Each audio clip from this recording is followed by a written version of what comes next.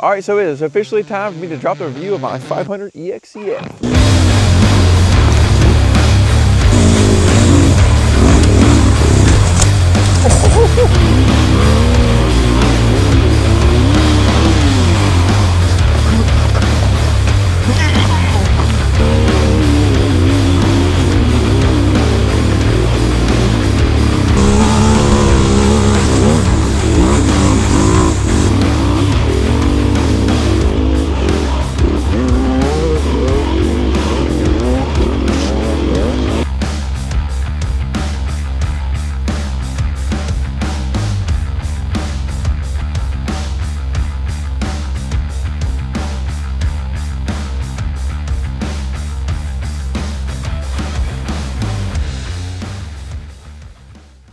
All right, so here she is. It's a 2023 500 EXC-F, 6 days. I've had it for just a little bit over a year now, and I've put almost 700 miles on it and almost 50 hours. All right, so the bike's been really good. I've had 0 issues with it so far. I've managed to somehow magically not break anything. Yeah, besides my taillight. I definitely broke my taillight right here. If you've watched any of our videos, been a part of the channel for any amount of time, you know that I haven't been easy on it. I'm not one to buy bikes and worry about the cosmetics. I can't just sit and watch people do things. I have to try it. I don't care what it really is. If it looks doable or it is doable, I'm gonna send it at least one time. And all of that shows. I mean, I've put some shine on it. This is bent. None of this lines back up anymore. Somehow the exhaust is still straight. The guards are all cracked and busted up. Skid plates. I mean, it's been annihilated. Shrouds are broken on both sides. I went through one set of bars, but I guess we'll get into some of the things I've done to it real fast. I got the Tusk disc brake guard, which I went a while without using. Put one little bad spot on the rotor, decided to invest in that. APX plastic skid plate, P3 carbon heat shield. Only reason I bought that was because people were saying if you want to keep your pants, you should probably invest in that. So I know pants are expensive. This is like an Amazon or eBay grab handle. It works pretty good, it does the job. Got bulletproof design radiator guards, which, I mean, they work. That shroud wouldn't have broke, wasn't for them. Cyclopropane hand guards. I'm running Tusk bars now. Cheap eBay LED headlight. I put the little Chirby's fork guards on here, but I ripped one off the other side, so I wouldn't waste money on those if I was you. I got one of those sick ass switches, but I keep it tucked down in here. That way I can just keep my headlight off, or I can flick it on whenever I need to. Public Land Riders bar bag, keep some tools and stuff in there.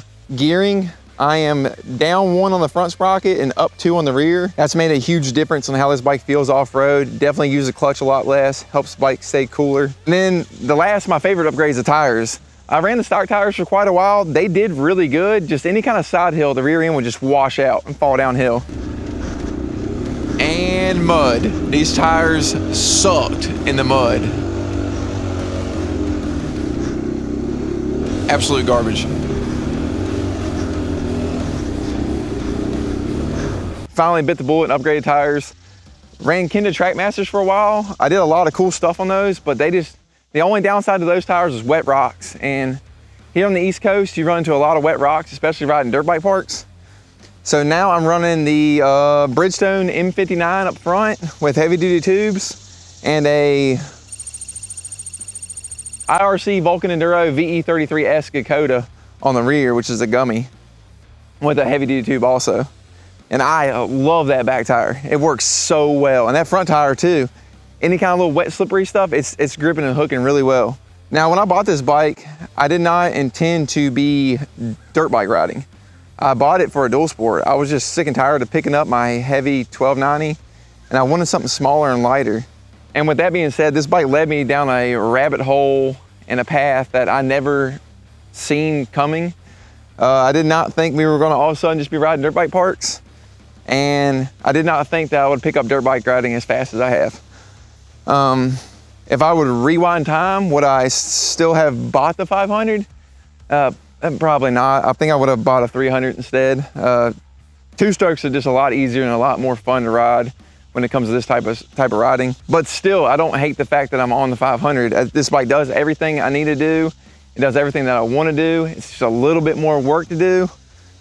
And I kind of like the fact that I'm on something different. Nobody else is riding a 500 EXC out here doing enduro type stuff. And also, I don't like the big fat pipe on 2-strokes. Something about it bothers me. I feel like I'm gonna hit it on something.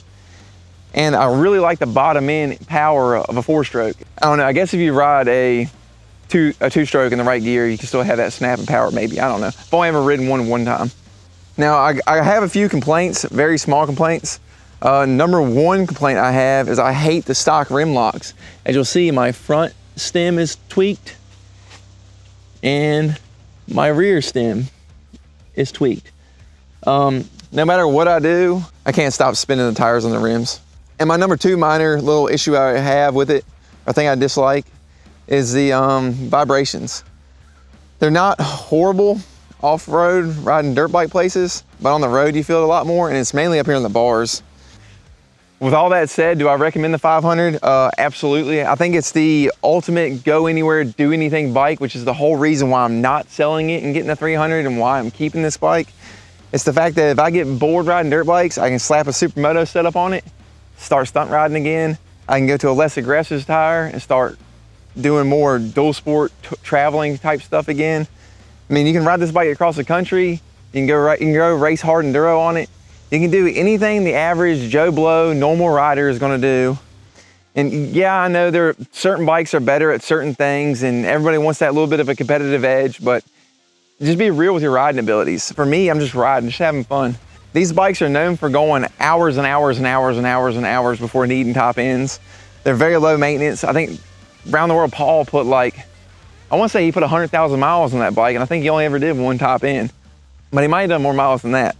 So far, all I've done is change the oil, I've changed the air filters, and that's it. I'm not even going to worry about checking the valves. I've seen a lot of guys checking their valves, and they're always within spec. Maybe they're just the slightest little bit off. If it's hot and it's not wanting to start, your valves are probably out of adjustment. That's how I'm going to check my valves. And real quick too, a lot of people talk about the flame out issue with this bike. I had that problem in the beginning when I first got it. The gearing helped it a little bit. And the biggest thing I done that helped it was just bump the idle up some. After I bump the idle up, it doesn't flame out at all. Zero, none, no flame out issues. All right, well, I'm sure I'm missing a lot of things. If you have any questions or concerns or issues, you're thinking about getting a 500 and you want to know something, just drop me a comment. I'll happily answer any questions anybody has.